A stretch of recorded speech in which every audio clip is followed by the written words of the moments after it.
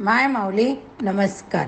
18 पुराणातील एक पुराण श्री कल्की पुराण महात्म्य कथासार अभिवाचन करत आहे. अध्याय 20. प्रथम श्री महर्षी वेदव्यास यांना नमस्कार करून प्रारंभ करते. पुढील अध्ययन. वेदवाणींच्या नुसार हेच म्हणत आहे की मी भगवान विष्णूच सर्वव्यापी जगताचे स्वामी. हे सत्य. तर कोण कोणाला मारत आहे, कोण मरत आहे? जेव्हा मारणारा आणि मरणारा दोघे पण श्री विष्णू आहेत, तर वध कोणाचा होईल? वेदांच्या अनुसार युद्ध इत्यादींच्या वधाची संज्ञा दिली जात नाही. ही गोष्ट 14 मुनींनी पण स्वीकारली. म्हणूनच आम्ही पण यज्ञ तसेच युद्धाच्या द्वारे भगवान श्री विष्णूचे पूजन करत आहोत. अशा प्रकारे भगवती माईचा आश्रित साधक विधीपूर्वक सेवाभावाने भगवानाचे पूजन करत आहोत. आपले जीवन सुखी करताय. भगवानाच्या पूजनाव्यतिरिक्त सुख प्राप्त करणारी इतर कोणताच विधी नाही. राजा शशीध्वजाकडून अशा प्रकारच्या ज्ञानाच्या गोष्टी ऐकून घेतल्यावर राजे म्हणाले की हे भूपते राजा निर्मिनी, तर गुरु वशिष्ठांच्या शापाच्या कारणामुळे आपल्या शरीराचा त्याग केला होता. परत आपल्या ह्या सगळ्या सुखाला भोगणाऱ्या शरीरात वैराग्य कशा प्रकारे उत्पन्न झाले? जेव्हा यज्ञाची समाप्ती झाली तेव्हा देवतांनी रक्षेच्या हेतूने त्यांच्या शरीरामध्ये प्रवेश करण्याचे ठरवले. तेव्हा पण ते आपल्या सोडलेल्या शरीरात प्रवेश करण्यासाठी तयार झाले नाही. त्याचे काय कारण? याचे हे ऐकलं आहे की गुरु वशिष्ठांनी आपल्या शिष्याच्या शापामुळे आपल्या शरीराचा त्याग केला. परत त्याच शरीराला प्राप्त पण केले होते. परंतु भक्ताला जेव्हा मोक्षाची प्राप्ती होऊन जाते तेव्हा तो परत कोणत्या प्रकाराने जन्म घेऊ शकतो? भगवत मायेचे वर्णन करण्यास ज्ञानी लोकवन आपल्याला असफल मानतात, कारण की ती माया इंद्रजाळासारखी सगळ्या लोकात पसरलेली आहे. जीवांना मोहून घेणारी. राजांमध्ये अतिश्रेष्ठ राजा शशीध्वजांनी त्यांची वचने ऐकून म्हटले की तीर्थ क्षत्र इत्यादींच्या योगाने अनेक जन्मामध्ये भगवानाच्या कृपेने साधू संगतीला प्राप्त होत आहेत. त्याच्याच प्रभावाने त्यांना ईश्वराचे दर्शन पण सुलभ होऊन जाते. तेव्हा ते सालोक्य पदाला प्राप्त करून अत्यंत प्रसन्नतेबरोबर हरिभजनात लीन राहत आहे. अशा प्रकारे संसारामध्ये राहून सगळ्या वस्तूंचा उपभोग करत पण तो भक्त होऊन जात आहे. रजोगुणांनी युक्त पुरुष भजन पूजन इत्यादी करून सदैव भगवानाच्या पूजेमध्ये रत होऊन जाता. भगवानाचे नाव त्याच्या रूपाचे सदैव ध्यान करत असतात. असे मनुष्य भगवानाच्या अवताराचे अनुसरण करत आहे. पूर्वीच्या काळी व्रत पूजन भक्ती इत्यादीमध्ये लागून राहिल्यानंतर पूर्ण परमानंदाला प्राप्त करून राहतात. ते सगळे भक्त लोक आपल्या उपभोगलेल्या फळाला समोर पाहून पण कधी मोक्षाची इच्छा धरत नाही. तसेच संसारात जन्म घेतलेल्या नंतर पण सगळ्या गोष्टीचा उपभोग होऊन भगवानाचे स्मरण ध्यान करत राहतात. भगवानांची भक्ती करणारे लोक भगवानाच्या स्वरूप छत्र स्वतीर्थांना पवित्र करणारे सार असाराला जाणणारे नेहमी धर्म अनुष्ठान इत्यादी करणारे दास सेवकांसारखे राहतात. भगवान श्री विष्णूचा अवतार घेण्याबरोबर त्यांचे सेवक पण वेळोवेळी अवतार धारण करतात. म्हणून तर भगवान आपल्या भक्तांच्या डोळ्यासमोरून थोड्या वेळासाठी पण वेगळे होत नाही. त्यांना नेहमीच आपल्या लीलेने संतुष्ट करत राहतात. प्रभूचे भक्त प्रभूसारखाच अवतार धारण करत असतात. म्हणूनच गुरु वशिष्ठांनी मुक्त होऊन परत देहधारणेला क्रम केला. अतः ये राजेगण, ही भक्तांचे महात्म्य गायन मी आपल्यासमोर केले. हे पवित्र महात्म्य गायन ऐकल्याने भक्तांच्या सगळ्या पापांचा नाश होऊन जातो. मनांमध्ये हरी कीर्तनाची वृत्ती जागृत होते. इंद्रियांच्या अधिष्ठाता देव पण संतुष्ट सुखी होतात. कामे तसेच राग इत्यादी सगळे दोष दूर होतात. माया मोह इत्यादींचा नाश होतो. तीनही लोकांमध्ये श्रेष्ठ तपस्वी धर्मात्मा कर्मकांडी वेद पाठी ज्ञानी महात्मा इत्यादी तो वेद पुराण शास्त्रांचे अमृतरूपी साराचे मंथन करून या अत्यंत पावन परम पुनीत मंगलरूप भगवान श्रीकृष्णाच्या भक्तीला प्राप्त होते. हे पावन कथा ऐकून जीवाला संसाराच्या मोहमायेच्या बंधनातून अवगमनाच्या जंटणातून मुक्ती मिळत आहे. त्या मुनींना अशा प्रकारच्या फळाला मिळताना पाहून त्यांना भगवान कृष्णाच्या सारखेच मानले गेले. हा वृत्तांत ऐकल्यानंतर महामुनी सूतजींनी आपल्यासमोर ध्यानस्थ ऐकण्यात दीन झालेल्या मुनींना म्हटले की सभेत सगळ्या सज्जनांच्या समोर आपला पूर्ण वृत्तांत सांगितल्यानंतर राजा शशीध्वजा विनम्रतेने हात जोडून विनयाने महाराज कल्की महाराजांना म्हणाले. भगवानाला काय म्हणाले? हे हरी, हे त्रिलोकीनाथ, हे सगळे राजगण आपल्या आश्रमात स्थित आहे. आपण या सगळ्यांना आणि मला पण आपल्या आज्ञेचा दास म्हणजे अनुचरण करा. आम्ही सगळे आपल्या सेवेत तत्पर आहोत. आता मी ऋषींची पुण्यभूमी हरिद्वारला तपस्या करण्यासाठी जाणार. माझ्या अभिप्रायाला चांगल्या प्रकारे जाणता आपल्या पूर्व अवतारी रूपात आपण नामवंत द्विवेद इत्यादी ज्या वानराचा वध केला होता ते पण आपल्या लक्षात आहे. हे सांगून राजा शशीध्वज आपली पत्नी सुशांताच्या बरोबर जाण्यास तयार झाले. त्यावेळी भगवान कल्कीजींनी आपले मुख लाजून झुकवले. हे पाहून राजेगण ते जाणून घेण्याच्या इच्छेने म्हणाले, हे नाथ राजा शशीध्वजाने आपल्याला अशी कोणती गोष्ट सांगितली की ज्याला ऐकून आपण आपले मुख लाजून खाली केले. आपली नजर खाली झुकली होती हे आम्हाला स्पष्ट कळून चुकले. कृपया आमचा संशय दूर करा. आमच्यात खूप उलटापालट होत आहे. एक जिज्ञासा जागृत झालेली, कृपया त्याचे निवारण करून आम्हाला शांत करावे. राजांची अशी जिज्ञासा जाणून भगवान कल्की त्यांना म्हणाले की हे राजन, आपण त्याच महाराज शशीध्वजाचाच या विषयात प्रश्न विचारणार, कारण की ते परमज्ञानी, माझ्यावर अनन्य भक्ती ठेवणारे, तेच आपला संशय दूर करतील. हे ऐकून सगळे राजेगण मनात संशय ठेवून राजा शशीध्वजाकडे तोंड करून त्यांना तोच प्रश्न केला.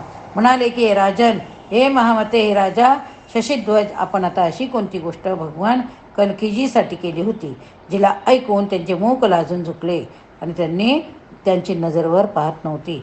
शशीध्वजांनी त्यांच्या मुखातून शंका ऐकून म्हटले, हे राज्यगण, पुरातन काळात जेव्हा राम अवतार झाला तेव्हा लक्ष्मणाकडून वध प्राप्त झालेल्या इंद्रजित मेघनादाची राक्षसाभावातून मुक्ती झाली होती. त्यावेळी अग्निशाळेत ब्राह्मणाची हत्या केल्याचे पाप केल्यामुळे लक्ष्मणाच्या शरीरात अचानक ताप घुसला होता.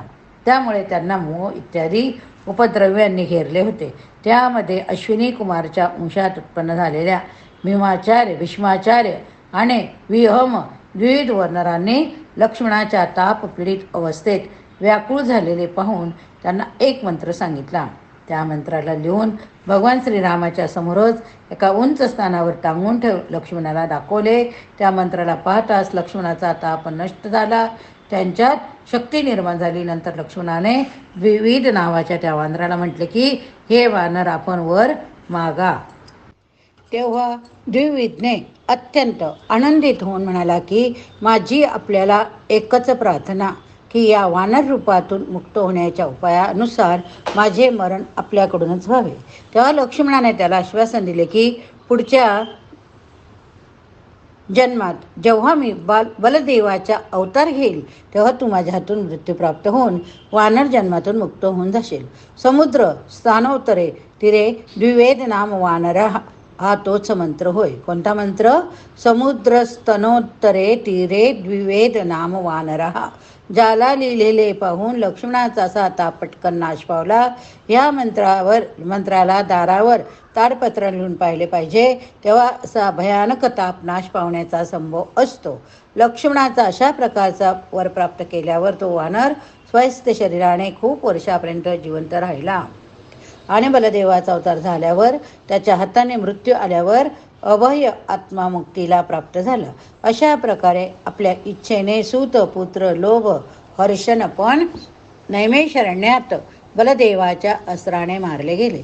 हे राजांनो, वामन अवतारात जेव्हा 3 पावलातच 3ही लोक व्यापले होते तेव्हा त्यांच्या ऊर्ध्व लोकात ठेवलेल्या त्या जामवंताला मनासारख्या धूत वेगाला पाहून वामन अत्यंत आश्चर्यचकित होऊन म्हणाले की हे वृक्षधीश, तू महाबली, माझ्याकडून इच्छित वर माग. हे ऐकून प्रभूच्या कृपेने आनंदित होऊन जांबवंताने आपल्यासमोर प्रभू श्री नारायणाचा अंश वामनांना म्हटले की हे प्रभू, माझा मृत्यू आपल्या चक्राने होऊ दे, हेच वरदान द्या. जांबवंताचे हे वचन ऐकून वामनाने त्यांना हेच आश्वासन दिले की कृष्णावतार द्वारकेत माझ्या चक्राने तुझे डोके कापले जाईल आणि तेव्हा तू मोक्ष प्राप्त होशील. त्यानंतर कृष्णा अवतार झाला. त्यावेळी सूर्याचा एक भक्त सत्रजित होता.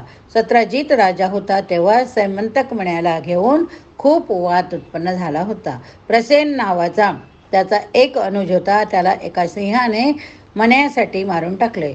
नंतर तो सिंह पण मारण्यासाठी जामवंताकडून मारला गेला. तिकडे कलंकाच्या भयाने अमीन तेजाचे भगवान श्रीकृष्ण त्या मण्याचा शोध घेऊ लागले. तेव्हा एका पर्वताच्या गुफेमध्ये जामवंताबरोबर त्यांचे घनघोर युद्ध झाले. तेव्हा जामवंताने आपल्या स्वामीला ओळखले.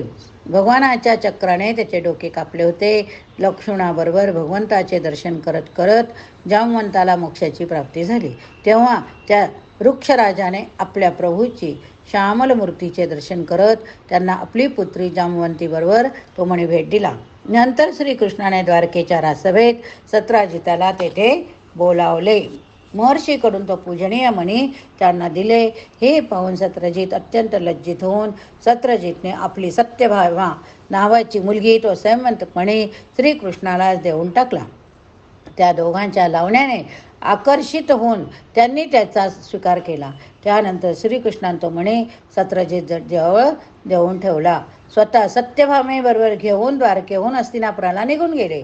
श्रीकृष्णाच्या जाण्यानंतर सत्वन्ना नावाच्या एका राजाने मण्यासाठी सत्रजिताचा वध केला. समंतक मण्याला ताब्यात घेतले. अशा प्रकारे ह्या कल्कीच्या आपल्या पूर्व अवतारात जे काही केले त्याला सगळ्याला मी चांगल्या प्रकारे जाणतो. त्या जन्मात मीच सत्राजित होतो. श्रीकृष्णाला मी सत्राजिताच्या रूपात खोटा कलंक लावला. त्या पापामुळे त्या जन्मामध्ये मी मोक्षाला प्राप्त करू शकलो नाही. हेच कारण आहे की या जन्मात मी आपली रमा रूपातील सत्यभामेला कल्की रूपातील कृष्णाला देऊन मी सद्गतीला प्राप्त करून घेईल. हेच जाणून की युद्धभूमीवर मेल्यानंतर मोक्षप्राप्तीचा संभव होईल. मी हीच अभिलाषा केली होती की कल्कीच्या सुदर्शन चक्राच्या प्रहाराने माझे मरण होईल. जगदीश्वर भगवान कल्कींनी आपल्या सासऱ्याला अशा प्रकारे मारले होते. हे जाणून त्यांची आठवण घेऊन धर्म भय लाजून आपले तोंड खाली झुकवले होते. या अत्यंत विस्मययुक्त अपूर्व श्रेष्ठ आख्यानाचे आपण ऐकून हृदय गुण नवलाने विस्मयाने उभे राहिले. उपस्थित सगळे सभेतील बसलेले लोक आनंदाने उल्हासित झाले. कल्की भगवानाच्या गुणांमुळे मुनिगण पण आकर्षित श्रद्धावान झाले. राजा शशीध्वजाने सर्व राजांची शंका दूर करण्यासाठी जे आख्यान ऐकले त्याला ऐकून ते सगळे सुखाचा अनुभव करू लागले. जे जीव या आख्यानाला ऐकतील तर तो अंतामध्ये मोक्षाला प्राप्त करतो. त्याला कधी पुनर्जन्म होत नाही. ह्या वृत्तांत सांगून सुज्य म्हणाले की हा सगळा वृत्तांत राजा शशीध्वजाच्या मुखातून ऐकल्यानंतर अत्यंत तेजाचे कल्कींनी आपल्या अद्भुत वचनानुसार आपले सासरे राजा शशीध्वजाला संतुष्ट केले. राजाबरोबर उठून निघून गेले. राजा शशीध्वज पण इच्छेनुसार वर प्राप्त करून महेश्वरी भगवती मायेचे सवन करून हरिद्वारला प्रस्थान केले. इकडे कल्कींनी पर्वत रूपातील दुर्गाने झाकलेल्या आणि घेरलेल्या कांचनपुरीकडे प्रस्थान केले. त्या कांचनपुरीचे रक्षा विषारी वर्षा करणारे साप करत होते. शत्रूंच्या कुळांना जिंकणारे कल्कीजी आपल्या सेनेबरोबर पुढे गेले. त्या कठीण दुर्गाला तोडून तसेच विषाची वर्षा करणाऱ्या सर्पांना मारून पुरीमध्ये प्रवेश केला. तेथे कांचनपुरीमध्ये प्रवेश केल्यानंतर त्यांनी पाहिले की ती नगरी सर्वत्र मणी सुवर्णाने युक्त तसे सगळीकडे लोककन्या दिसत होत्या. ती नगरी जागोजागी कल्पवृक्षाच्या रागाने शोभायमान झालेली होती.